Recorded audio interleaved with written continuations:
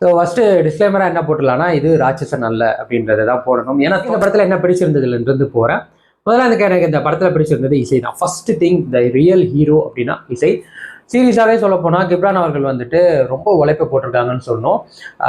படம் ஆரம்பிக்கிறது எண்டு வரைக்கும் நம்மளை ஒரு விஷயம் என்கேஜிங்காக வச்சுருந்தது, நம்மளுக்கு அந்த பரபரப்பை த்ரில்லிங் எஃபெக்டை கொடுத்ததுன்னா அது இசை தான். முதல்ல இசை.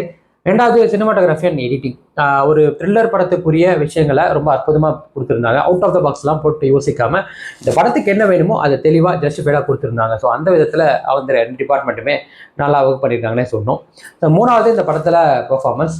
கேரக்டர்ஸ்ன்னு பார்க்கும்போது ஏகப்பட்ட கேரக்டர்ஸ், போலீஸாக இருக்கட்டும் இல்லை பாதிக்கப்படுறவங்களா இருக்கட்டும், பயங்கரமான எக்கச்சக்கமான கேரக்டர்ஸ். அந்த சைட் கேரக்டர்ஸ் எல்லாருமே அவங்களோட அவுட்புட்டை வந்து பயங்கரமாக கொடுத்துருந்தாங்க.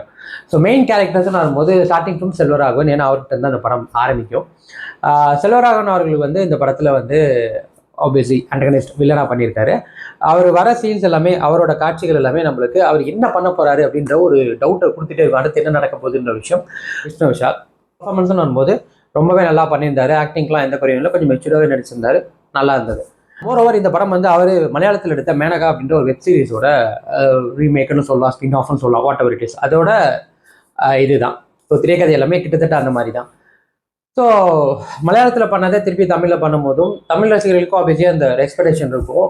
அதை ஃபுல்ஃபில் பண்ணுறதுக்காக நிறைய விஷயங்கள் முயற்சி பண்ணியிருக்காரு. முதல் பாதியில் வந்துட்டு அந்த பரபரப்பு கூட்டுறதுக்காக நிறைய விஷயங்கள் பண்ணியிருக்காரு திரைக்கதையில். அது நல்லா ஒர்க் அவுட் ஆயிருக்குன்னு சொல்லணும்.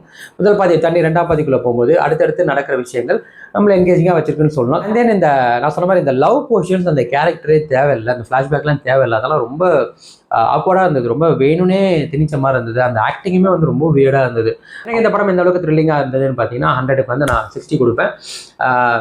கண்டிப்பாக ஒரு வாட்டி ட்ரை பண்ணுங்கள், அந்த அளவுக்கு டிசப்பாயிண்ட் ஆக மாட்டீங்க. ஸோ அவ்வளோதான்.